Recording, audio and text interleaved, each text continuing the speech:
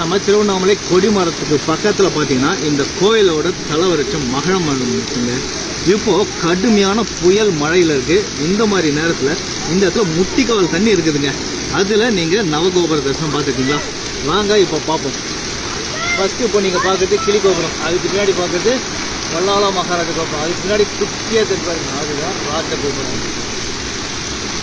நீங்கள் பெருசாக பார்க்குறது வந்து திருமஞ்சன கோபுரம், தெற்கு கோபுரம் சொல்லுவாங்க. அதுக்கு முன்னாடி கலசம் தெரிஞ்சு பாருங்க, அது தெற்கு குட்டி கோபுரம், கட்ட கோபுரம்னு சொல்லுவாங்க.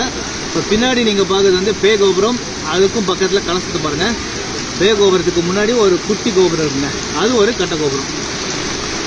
இப்போ நீங்கள் பார்க்குறது அம்மணி அம்மாள் கோபுரம், பெண் சித்திரால் கட்டப்பட்ட இந்த கோபுரம் பார்த்தீங்கன்னா திருவண்ணாமலை கோயிலே 2வது பெரிய கோபுரம். அதுக்கு பக்கத்தில் இருக்கிறது இன்னொரு கட்ட கோபுரம். ஆக மொத்தம் நம்ம நவகோபுர தரிசனம் பார்த்தாச்சுங்க.